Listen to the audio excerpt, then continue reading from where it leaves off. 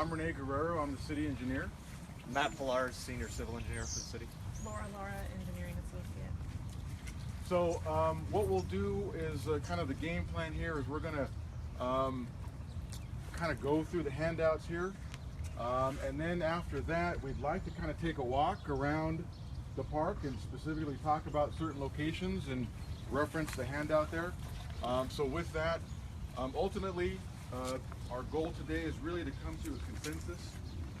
We still need to go back to the Historic Preservation Commission with what we hope is a final plan that they can approve, so that we can get the ball rolling with official design and then ultimately construction. So that's hopefully the goal for today. So with that, I'm going to turn it over to Matt Pilar. Good morning, everybody. And we don't see each other till after the holidays. My family tradition is to wish each other health, peace, and prosperity for the holidays and the new year. So I wish that all to you. And again, thank you for coming. This is actually our third community meeting. Our first community meeting back earlier this year was at Neighborhood Watch meeting. We had a meeting with the Historic Preservation Committee a little over a month ago now, and here we are today. At the Historic Preservation Committee meeting, there was another number of comments that were made.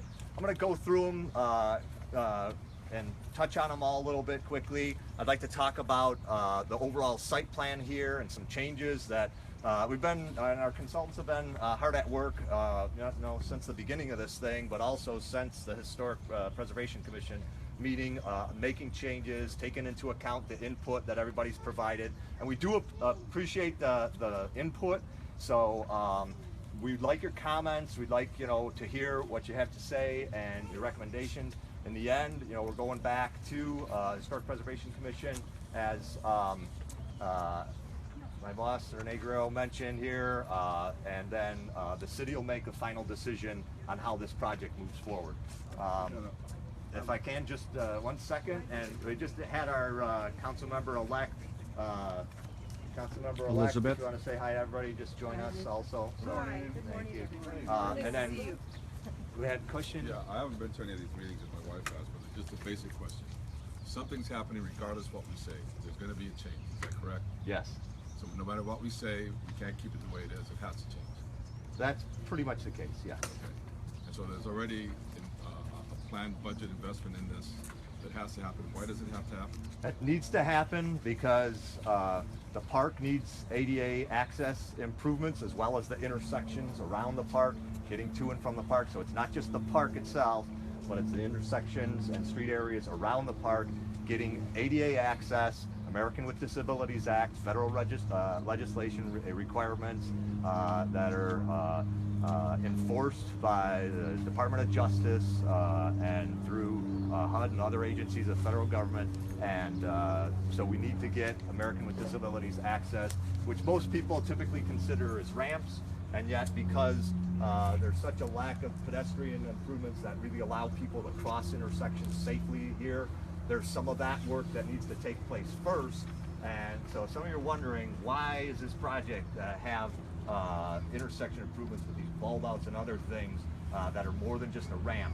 It's because we need to make the intersection areas safe to cross for anybody, able-bodied people, and whatnot. And then you can make those areas ADA accessible. So that's why this project has more to it than might first meet the eye. So traffic lights, bumps on the street, all that. As far as traffic lights, limiting the walkways and stuff, that hasn't been considered also. In other words, condensing. I wouldn't say that, and I don't agree with this statement. I don't know. That's what I'm asking. It's okay. But if anytime you got a question, go ahead and ask. But as far as traffic lights, which in engineering world we understand that as signals, traffic signals, we're trying to avoid that. That's not really in character of the area here. So traffic signals, we're not planning to have any of those. Even as far as pedestrian, flashing signals, you'll see some of those, and that might be something else that you're thinking about. we're trying to avoid those. That adds another element to the area here that's not really present now. So we're trying to avoid that. As far as some street lighting, there is some street lighting that we're going to need to take care of for the pedestrian, especially the crossing areas and intersections around the street, to make sure that there's minimum illumination levels for people that are going to be crossing the streets. And we'll talk about that some more. And I assume that the design is the way it is because there's a limit on the distance between a crosswalk.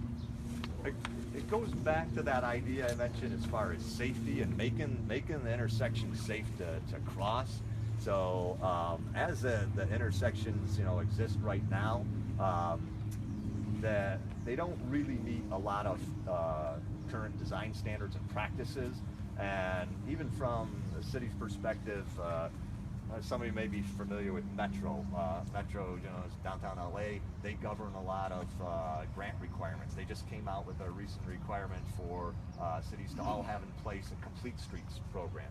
Our city does have that, but as part of complete streets are basically addressing all modes of transportation. So not only vehicles, but pedestrians and bicyclists and other transit, or public transit and otherwise.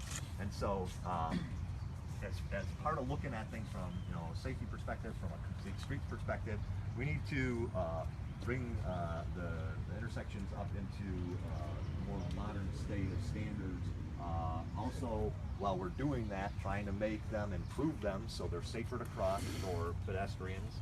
And then that also allows us to do traffic calming, which we hope most people appreciate.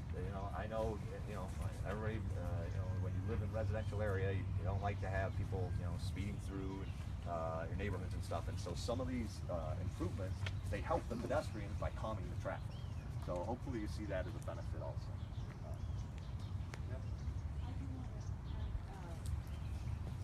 Councilmember-elect Elizabeth Cole has arrived and is joining us, so I want everybody, if you haven't met her, she's over there. Elizabeth, if you could raise your hand.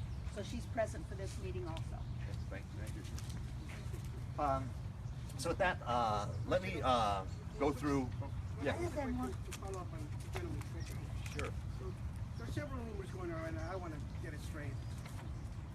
I've heard that this project has kicked off because the city's being sued for a reason, and I've heard that the project's being kicked off because the city's losing money if they don't make it ADA compliant. So what's the truth?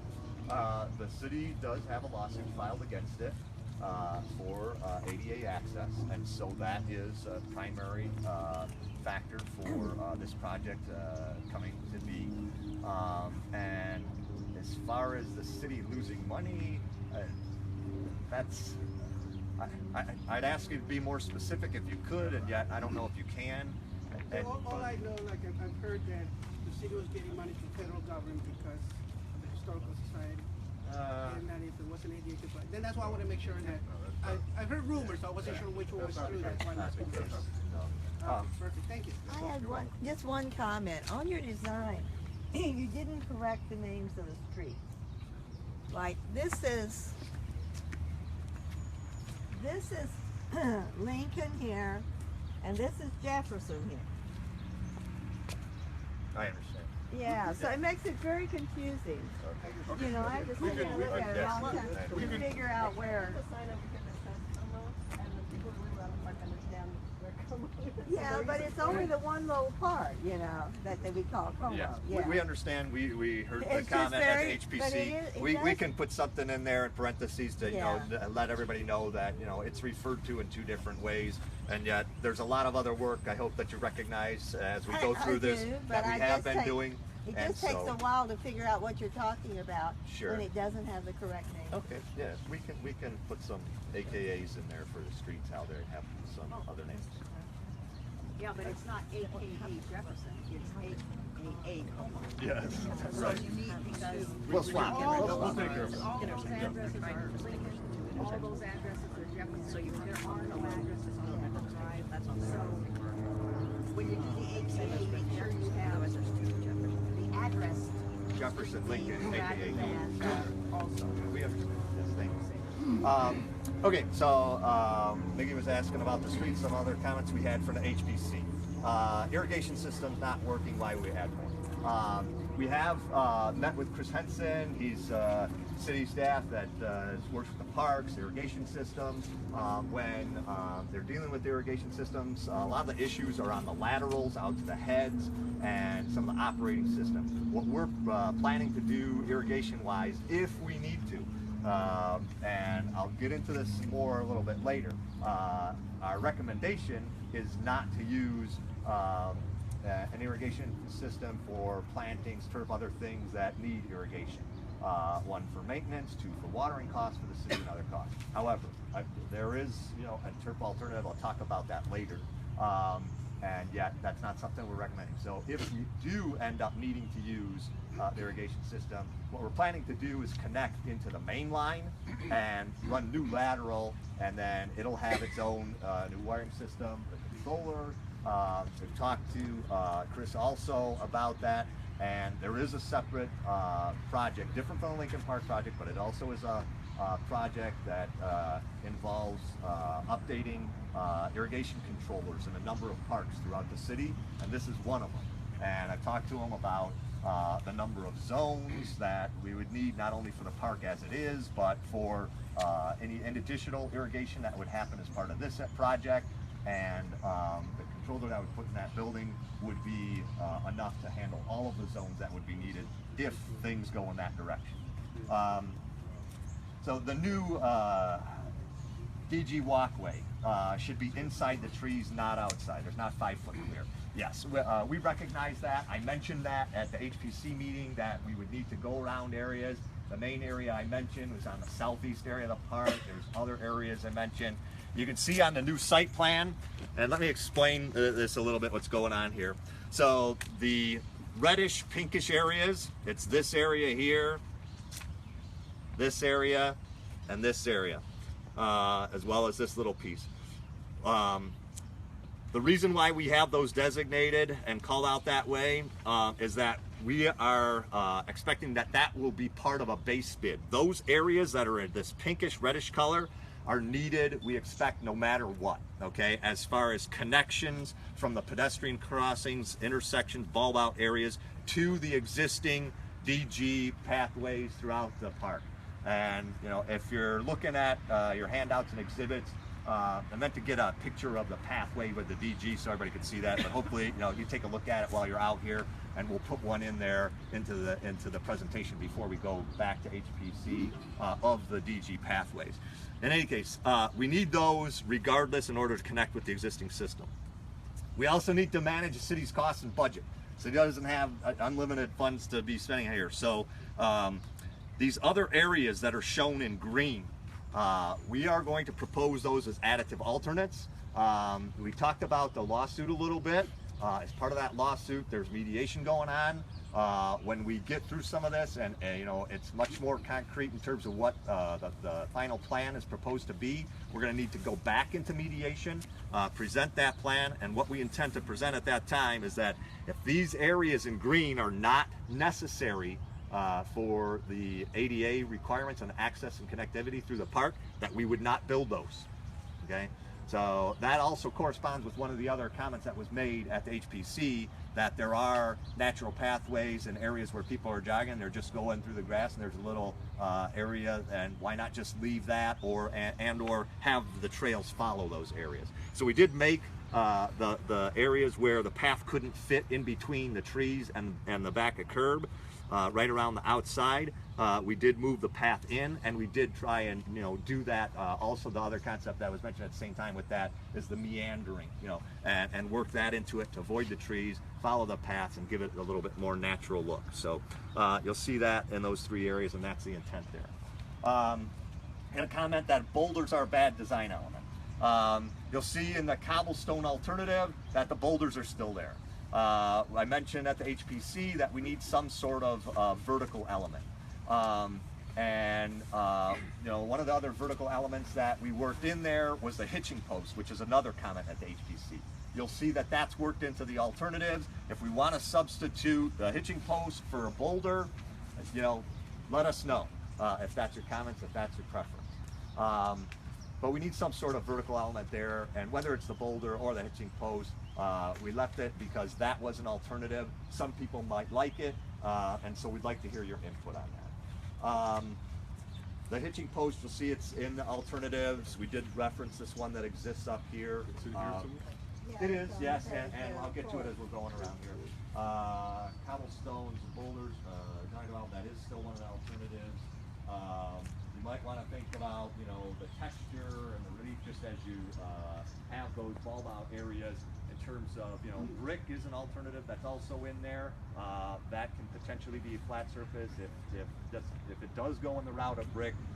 Expecting that we will touch up those alternatives a little bit and have some of the bricks in a little bit of a vertical orientation, so it's not all smooth. We would like input on that. If you know prefer it all smooth, then let us know. So I've got a question. My house is going to have the greatest amount of, I'm right there. So that's the area that's going to have the most impact as far as the most in front of us. So suddenly we're going to have boulders in front of our house, or we're going to have a hitching post in front of our house, which is pretty dramatically different from the structure right there. So you're saying that we could have instead something flat, something else besides river rock, or If I can ask you to hold your question, we're planning to take a walk around, and we'll walk right around over to the front of your house, and then I'll get through the alternatives in here, because the cobblestone is one alternate, the brick is another alternate, and we also have this concrete mosaic with the DG as another alternative, and we can look at those in front of your exact locations and talk about those to try and address your question and give you a better perspective of what exactly it is that could take place in front of your particular residence. So if I can ask you to just hold on that one, and we will get around to your house. And if for some reason we don't address anything today, a question, a comment of yours, if anybody has questions, comments, concerns, my business card's here. Please take one, give me a call anytime, whether it's this project or something else. Yes? I have a question about the inset parking. How many parking spots are you going to have inset gas station? We are not planning and proposing any inset parking. Oh, you're not? no? That's another question. Is it's so wide that we're losing parking space as well for just the residential part of it. I think when you look at it, there may actually be a little bit of the opposite effect, because even though you don't see red curb painted by code and state law, you're not supposed to be parking right around curbs at intersections anyways. So I understand that may take place, and yet on curbs and at intersections, people are not supposed to be parking those locations. But we can talk about that a little more when we come around. So plans and the completeness of the plans, that was another comment. If we can have like one meeting, so we're all like, you know, when I'm talking, I'd ask you to listen, and then, you know, in exchange, if you have questions, let me know, and I'm more than happy to and glad to listen and answer your questions. But so everybody can hear and appreciate what we're talking about. The plans and the details. There's 17 sheets of plans now. They have lots of details. This is what the project is actually built off of. So we're presenting a lot of renderings, and those renderings are meant to guide these plans in terms of how the project is actually completed. But the plans are what the city bids to construct the project. And there are pages of details and layouts and dimensions, grades, elevations, lots of information in there, okay? So, you know, if we're concerned about information, there's a lot of it in there. If there's something more specific, let me know, and we'll see if there's something else that we can add. There's concern about bikes. And I think maybe the perception was, since, you know, we do talk about bikes and pedestrian access at the same time as far as active transportation, that people may have been thinking that we're going to stripe bike lanes. We're not striping bike lanes. In a residential area like this, at the most what you would have is bike routes. Bike routes, it's just a sign. There's no dedicated lane on the street, okay? So with the bulb outs at the intersections, there's no dedicated bike lane that's striped on the pavement that's gonna get cut off by the bulb out. So the bicyclists, and I am one, have the right to take the lane. You might have heard that phrase. And it's actually the safest way to ride a bike once you get out and you're more experienced at it. And the safest way for you to approach an intersection a lot of times is to pull into the lane of traffic so vehicles can clearly see you're in front of them. We have the right by law to take the lane, not obstruct traffic, but get in there so vehicles can see you and then proceed through the intersection and then get back to the furthest right position on the street, which is also a requirement of the law of bicyclists. Details of the project talked about. Tree roots with the adjustments to the path around the park. We believe we've gotten away from the tree roots being any issue. As we go through the details and going from the renderings and the concepts here to the final plans, if there's any adjustments to preserve the tree roots, then we'll look to do that. Like I mentioned earlier, I have talked with Mr. Henson about the parks and irrigation. We also walked the park here between the HPC meeting and this meeting with Tom Munoz, our landscape architect from Nubis, and Bob, and Chris was also out here, a representative from the city who's an arborist, and there are times when we trim roots, and we always consult those professionals and Chris from the city side of things before we trim roots and try to make sure that we're not going to do harm to the trees, especially any of the bigger ones like that. So the River Rock I talked about already. There was a comment about Monroe Street. I think that's the cobblestone. If we make adjustments to the cobblestone, like I said, we'd like to hear those. Small trees, we're not planning on planting any small trees, but I think that was more about the other project. The hitching post we talked about. Vertical element we do need. The biking I talked about. The median, some people don't like the median. The median is the little island that sits in the middle of the street. That is also a safety device. So we call it a refuge a lot of times in engineering and pedestrian talking. So when we put those median islands in there, they provide not only identification for vehicles, that's a crosswalk, it's also a traffic calming device, so they help slow down traffic. And especially in the vicinity where pedestrians are crossing, and they make where we would put in a pedestrian crossing safer, more visible, and it also gives the pedestrians a spot when they're crossing the street to take refuge. If a driver's not considerate and they continue to drive along even when the pedestrian's crossing, then the pedestrian can stand in the middle of that island and have some refuge and have a little bit of protection with the curbing from the vehicles that may be trying to get around even while they're trying to walk across the street. I had comment about irrigation. I talked about the historic societies. I think we have both representatives from both here with us today. Yes. So that's great. So thank you for coming.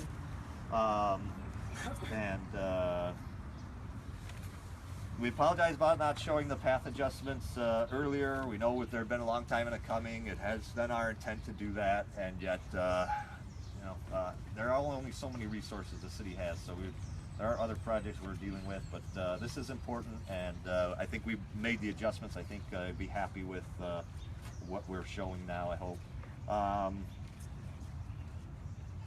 The park plantings. I mentioned that our recommendations from the city perspective, from the staff's perspective, the city, the HBC, is to not have the plantings.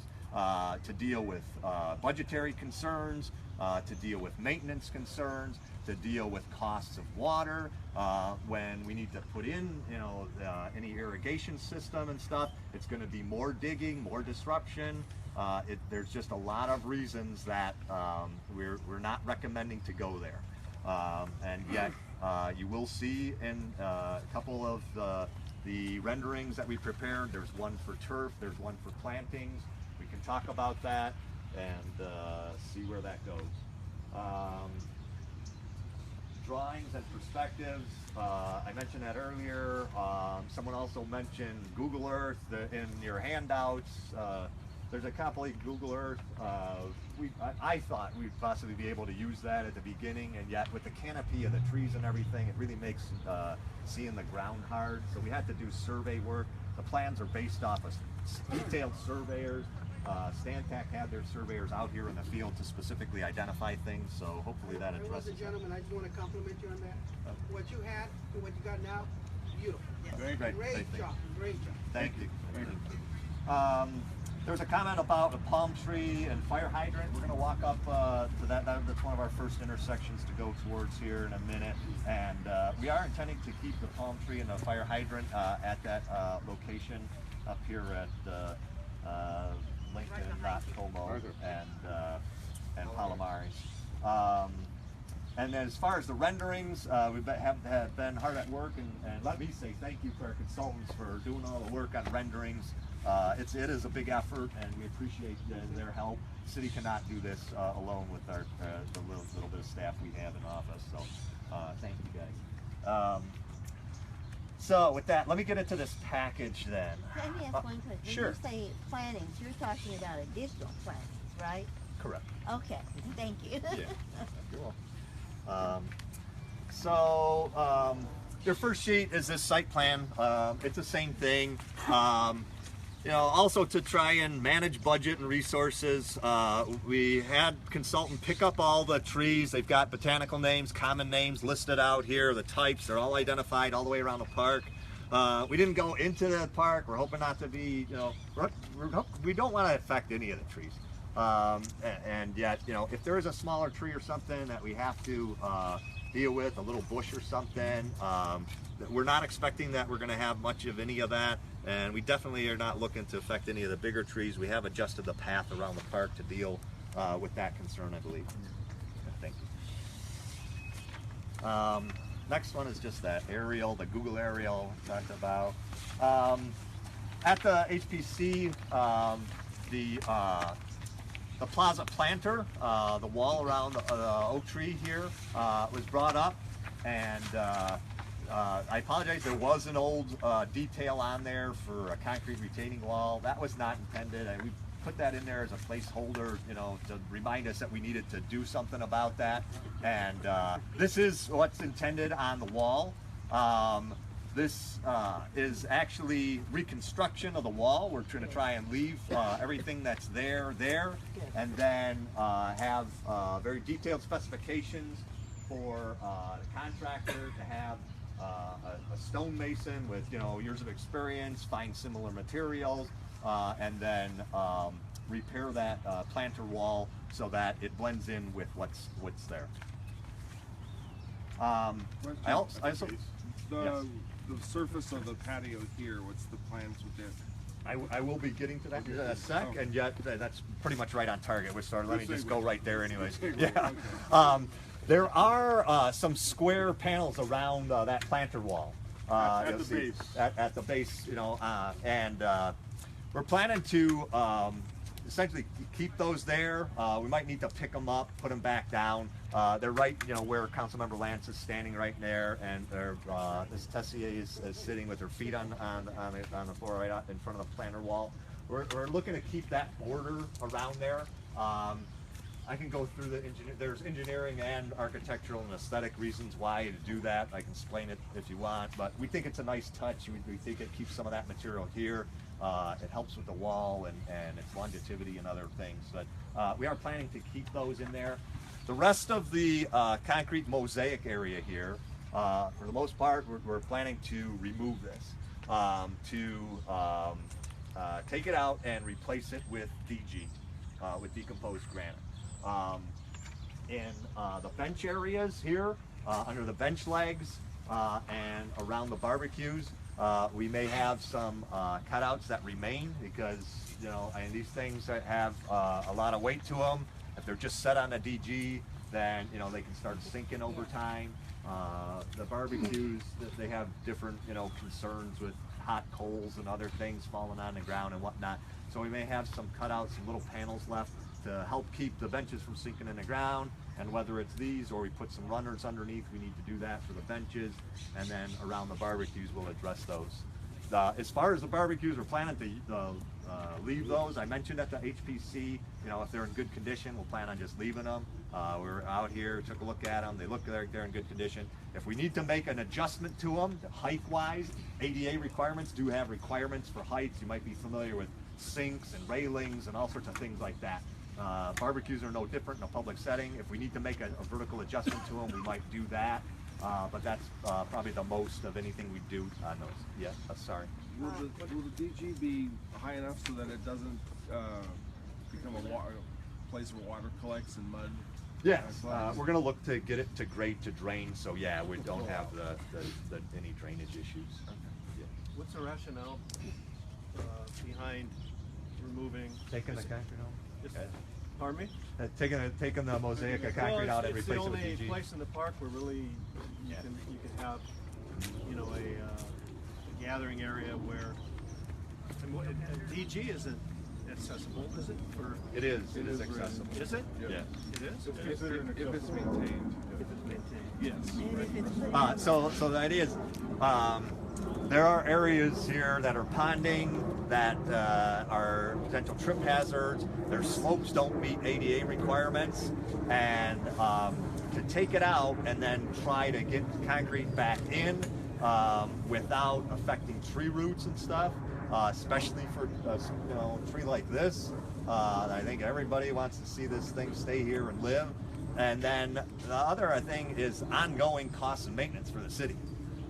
Is to come in here, bring in some DG, level up an area, get it to get rid of a low spot that may have settled or something. That costs like this.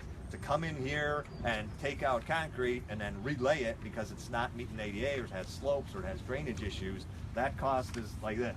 So we're trying to address short-term issues, but also think long-term what's cost effective in terms of being able to maintain things. Councilmember Lance, and then we'll come up front. Well, just with regard to the DG, this is used, as you can see, for a number of parties, and this does give a flat surface that doesn't get muddy feet. And I know you can do surface treating to where you have a more smooth surface, but when you have kids in here with shoes and stuff like that, and the dirt that stirs up as an eating and celebratory area, is there some way you can treat the DG so it doesn't come up like we have around in the pathways? Yeah, there are actually several treatments for DG, so it's a good question that way. And you can give it different treatments so it locks up better and seals and things. I would hope that would be at least, not necessarily for the walkways, but at least for an area where people do spend hours of party time, that we have some kind of surface treatment that makes it less dirty. Well, and having DG in my yard, it takes annual maintenance, and that is something the park and rec then have to manage. Otherwise, it will be inaccessible for somebody coming through, or you'll have all the problems Ms. Lance is talking about. So, annual maintenance at the very least. There's going to need to be maintenance, and yet, we're, like I said, trying to look at, what are those maintenance costs going to be in the future, and how difficult it's going to be for anybody to do that maintenance. With DG, you can have some city staff come in with some DG, get, a little truckload, bring it in, do what they need to do. With concrete and stuff, a lot of times, the city's forced to hire a contractor, and it's just a long... Understood, once it's done. Yes. Well, comments, I don't see, nobody seems to kind of know when this surface sprouted, the concrete, so I'm not sure how historical it is. But one of the things that's frustrating is the fact that this is a public gathering area with up to 100 people or more. Sometimes it's all knows. And I'm just wondering why we want to keep it that way. Why don't we just put the tables through the park and encourage more smaller gatherings and not have this humongous public picnic area, basically. Okay. Because there's a lot of problems. I can't tell you. We waste a lot of police costs on this little parcel right here. Yeah. Because they're here sometimes 2 or 3 times every weekend. Although if you spread them around, there's still gonna be police responding all Yeah, the right. I don't think they're gonna stop coming The here. problem isn't with the small groups though, the problem is with the 100 and 150 Yeah, people yeah. that And show that's where up our and trouble. just blight Yeah, the whole I end of the park. think that probably should be addressed by permit requirements on size of events. Yeah, but they don't go Yeah, get that- the permits, and then the police don't wanna take their time to come and find out if it's a permit. And then they feel sorry for the guys, cause it's a little kid's birthday party and so. That's the first time we're hearing the concern. I think it's a larger discussion beyond this project discussion. I think we can have that discussion, maybe, I don't know, city administration, public parks, how do you define public parks and what can and can't be used? I don't know. I definitely hear the point though. We definitely can have that. Good point. Forgive me, but DG is a term I'm not familiar with. It Is it stands for decomposed granite. I understood that much, but is it solid like this? Is it a gravel? Right there. The pathways that are right here in the park, they are DG. Yeah, but that's not a great example of the point. None of the DG Well, yeah. pathways comply right now. When you see grass growing on them, and I had to roll through half a dozen mud puddles to get here, Right. that's not compliant. Okay. They're going to have to be new DG on top of what's on the planters on the walkways right now. They're going to have drainage off of them so the water doesn't collect. So is it like a hard packed dirt? It is what the name says it is. So at one point in time, it was full granite, and then over time, it's decomposed, degraded into granules, larger than sand obviously, and yet it has an angular property that has faceted faces on it. It's not like a round rock that's like river rock is washed through river, and with those angular faces, then it binds up. One of the things about the DG that I was wondering was at the HPC meeting, you didn't bring any sample boards of materials, which I know when a private person comes in, they usually have to bring sample boards. I'd really love to see that at HPC, because the color that you called out, is it the same color we have here? We'd look 'Cause I think you called we'd look to out match it. a gold, and this is more of a brown. We would look to match what's here. Okay, because I don't think that's what you had in your specs here. Duly noted. Duly noted.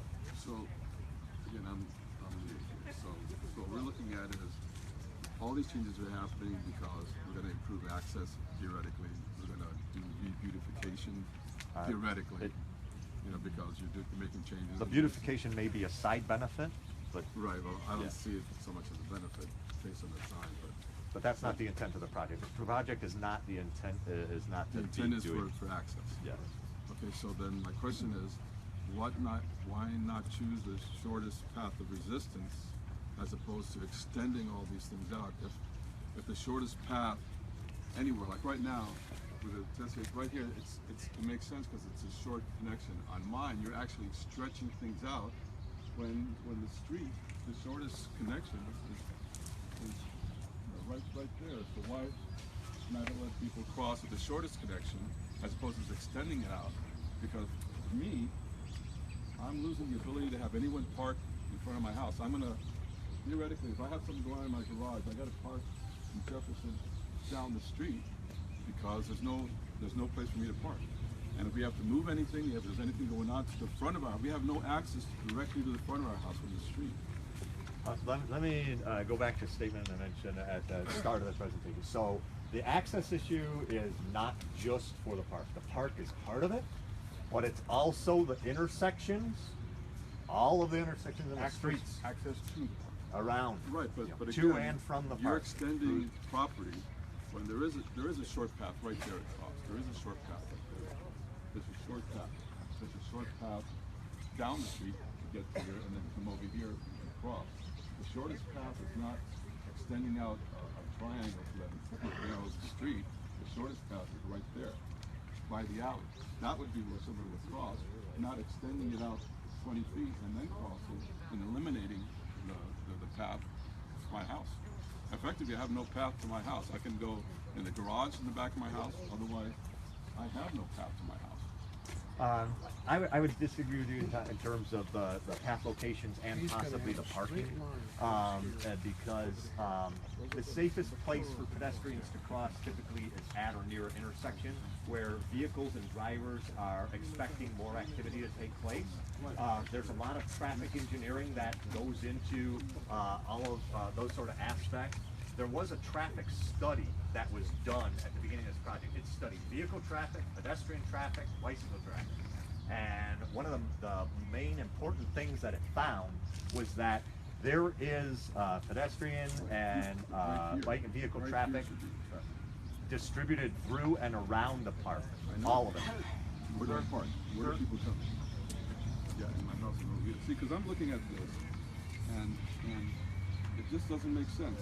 The shortest connection is what we consider a corner on a circular route, and that's like 50 feet in, not 50 feet out. It doesn't make sense to me. We'll come over to your intersection and your house area there as we travel around the park, and we can talk about it in more detail, and I will explain to you further about why it's recommended the way it is and try and address more of your concerns at that time. If I can continue on with the handouts here for everybody. The next pages you have. So the other thing is, so the effect is that you would expect the same amount of traffic and the same amount of participation in the park as before after this is done.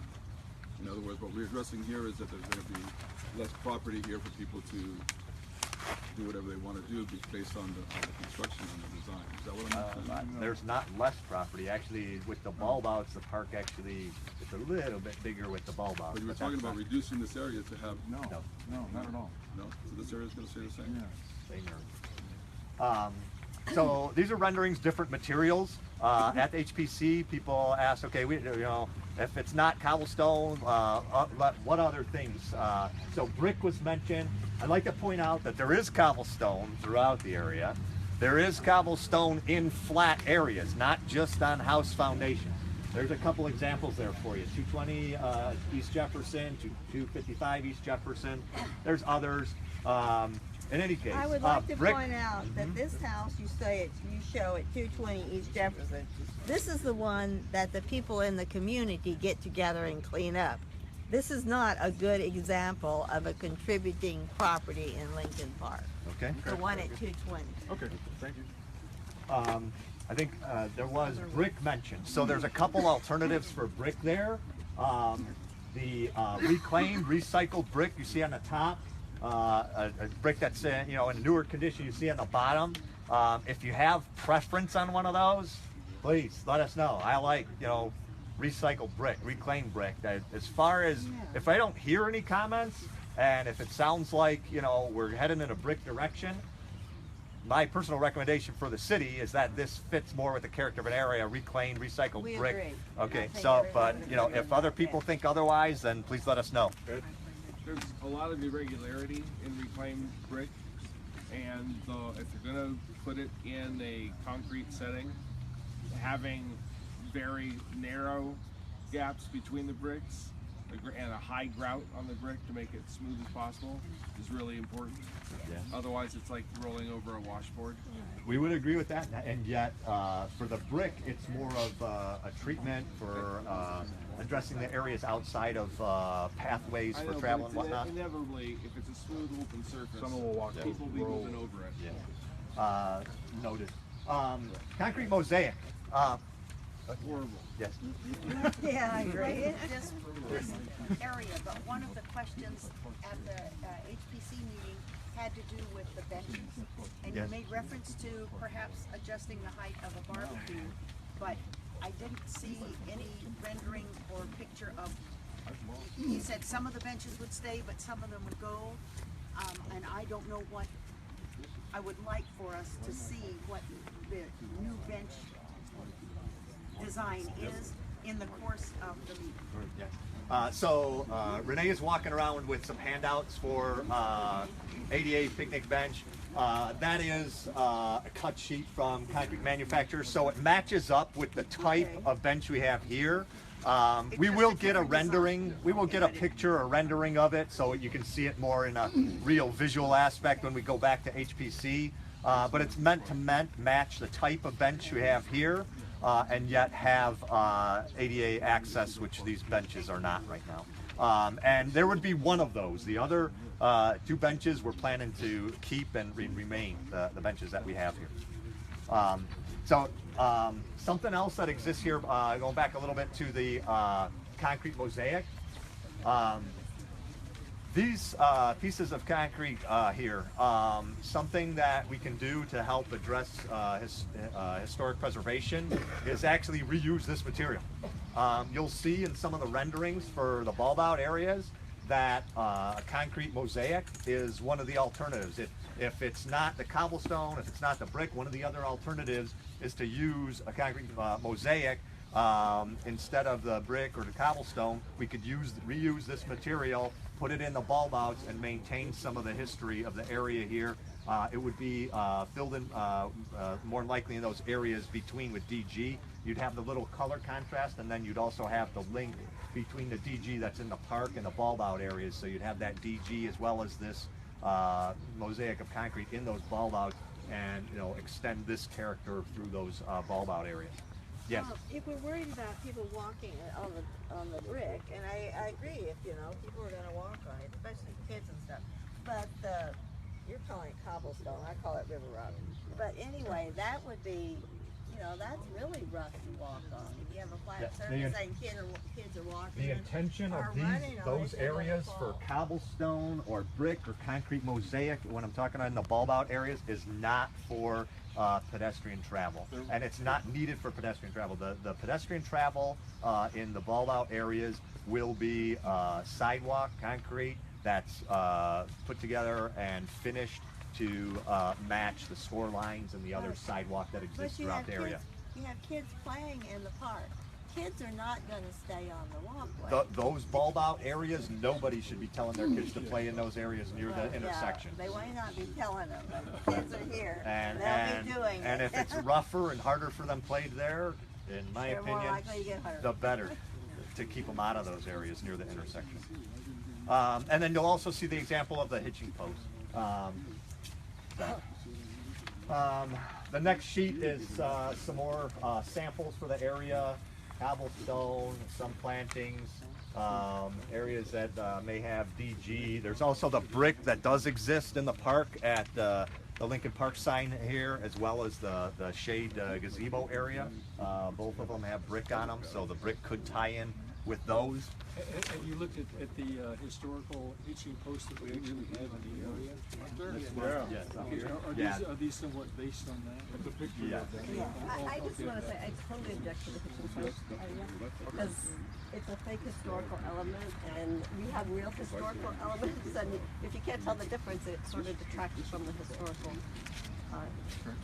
community. There were quite a few around here. There were quite a few hitching here. But they were real hitching, they were historic hitching posts, And they probably were in not the new park. ones that are made to look like And they probably were in the park.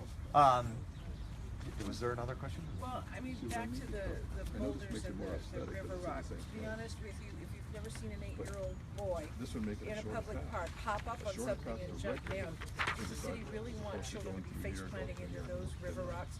The flat surface is at least flat. But truly, I can't see a little kid not wanting to hop up on that boulder, dig in the mountain. In fact, I've got the most. I have two, so I understand exactly what you're talking about. But No, yes. it looks good, but Understood. Right, but they climb the trees too, and they can fall out. Okay. I just saw them the other day. But the trees are more natural, and they offer more benefit than a boulder does. Part of my job is also time management. So we're at 10 o'clock now, okay? So hopefully another hour about will do it. But if we need to be here a little bit longer, we'll see what happens. And we'd like to get around to the intersections. Let me take this next one in your handout. Starting on page 4 of 21 is in the bottom right-hand corner under Nubis there. It's the next sheet. This intersection, more properly, if you like, Lincoln and Palomares right up here. And I'll go through this talking in a sample. I won't go through the rest of them because they follow a similar pattern. And as we go around, we will go through them one by one. But let me go through this one real quick while we're still sitting here. So this rendering is on Lincoln. You're looking to the west, and it shows the bulb out areas. And I can explain when we get up to up there. Basically, if you're looking at the left-hand side of this, you see the lady walking with a little girl. That's basically the curb line as it exists right now. This entire area right here is bulb out. It doesn't exist right now, and it goes into the existing asphalt street area. It's called a bulb out. It's also traffic calming. It chokes and slows down the traffic. It also shortens the crosswalk distance and makes the crosswalk safer for pedestrians to get across. On the opposite side of the street, on the far side of the corner, we also have bulb out there. It does the same three things I just mentioned. There's some cobblestone pictures there. That's an option with the cobblestone. That's why the cobblestone's on the bottom there. If you flip the page to the next one, it has the concrete mosaic down. It's the same intersection. It has the concrete mosaic in the bottom left-hand corner. So that's what it would look like as an alternative with the concrete mosaic, reclaiming some of this material. If we need to get some more of it that matches like this in order to fill in the bulb out. Like I mentioned, if we use the DG in between the pieces of concrete to form the mosaic, my opinion is that it has a nice effect because you have the brown and the gray, and you get some color contrast, and it adds some visual interest.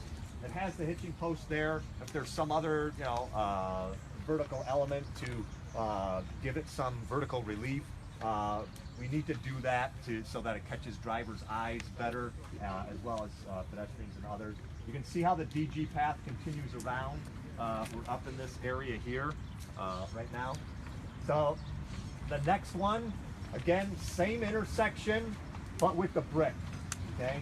And the benefits and improvements I mentioned in terms of traffic, safety, bulb outs, the whole configuration is the same. The benefits are the same. It's just the texture and how we treat it, what sort of surfacing we're going to have in there. It has the brick, and the pattern that's there is shown and tightly spaced. And we do have some vertical element there with the hitching post. The next one is turf,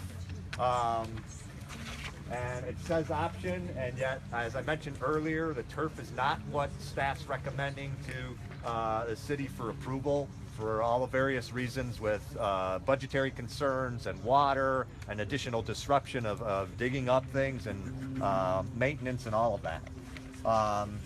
And then the last one has a selection of plantings. Again, it's not something we're recommending because of the maintenance and costs and watering and irrigation line. And yet, if that is something that the project ends up turning into, then that's how the bulb out would look like with some of these plantings that are mostly succulents there in the bulb out areas. The next sheet is the engineering drawing, basically the civil drawings for how that work gets completed. And what I want to point out is the gray shaded area is area of the pavement, the asphalt that we'll need to cut out, that will be replaced back in the street to complete the pavement work around the bulb out. With this project, we are not proposing to repave the streets. If that happens with something else in the future, there's other paving projects that would be separate. Across the street, there's an alley approach that needs to be addressed. That was one question. Yeah, there's 3 alleys. Yes. That are all 3 of those going to be accessible?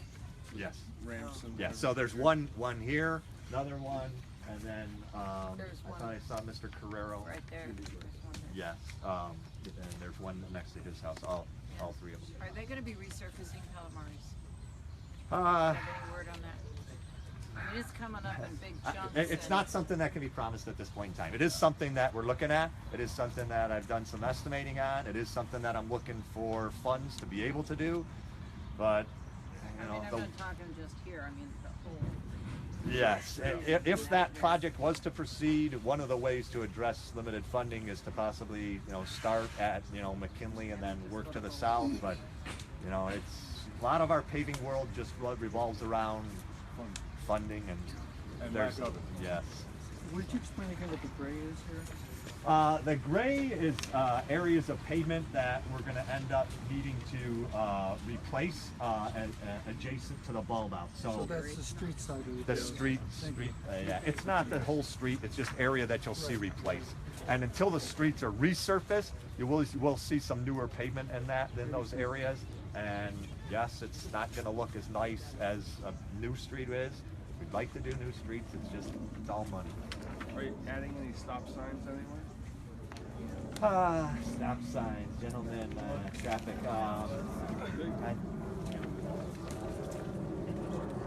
Keith's going to look into it as we go around the intersections. We'll talk. If there's intersection that warrants for, we have to go through a whole warrant analysis for traffic stop signs. If we believe we need them and they have to go in, we're going to plan to put them in. If they're not warranted, then they can't go in. It follows a fairly defined process.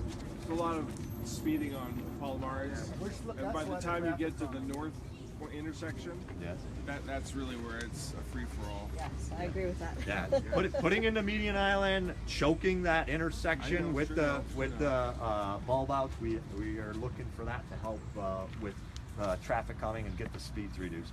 Okay. New pedestrian warning signs, but no new stop signs. Okay. And the warning sign you're talking about is just a sign saying that there's no flashers. There'll be an advanced and at the crossing, and then we do the constriction. So, we have to have stop signs warranted because they're liability as well. If you get rear-ended and you shouldn't have had to stop, then that's a liability of the city. But we are giving the traffic calming and the advanced warning sign for the new, for the crossing on Palomares. Very The good. existing stop signs where they are will be maintained. Okay. Thank you, Keith. So at this point, I'm looking to walk up here, start our walk around tour, and we're going to start up here and then proceed in a clockwise fashion around the park. Is there any questions before we head up there? And just before the question, let me say, okay, when we're walking around, if we watch for traffic, try to stay out of the street, stay on the sidewalk for everybody's safety, and we'll try to do the same. So keep an eye out for vehicles and whatnot, and then try to stay on the sidewalks if at all possible. Yes, a question? Is there anything about the playground included in these plans? That's the biggest draw to this park. That's the most used part. It's not handicapped accessible either. Well, with the surfacing maintained, there were wood chips and work on the park about I don't know, maybe 3 to 6 months ago, and with that surface maintained, there is accessibility parameters that are addressed with that. This project will not include. Yes, we understand. There's a lot of people that it's not a desirable. This is Fred Van Allen, First Team Real Estate Christie's. We're at a presentation here in Lincoln Park in the Nationally Registered Historic District, Lincoln Park, in Pomona, California, discussing ADA issues, federal funding, and how we can best do that and try to maintain historical appropriateness, which looks like it's going to be pretty difficult in most areas. So plan B is how can we do it most effectively. Some of the things also being taken into account, it's not just ADA but traffic speed mitigation and pedestrian safety. Accessible. That at the time is considered accessible in terms of the law. I don't disagree at all with what you're saying, Rebecca, but it is. Thanks for jumping in, Tamala and Albert, Mimo, How about the bathroom?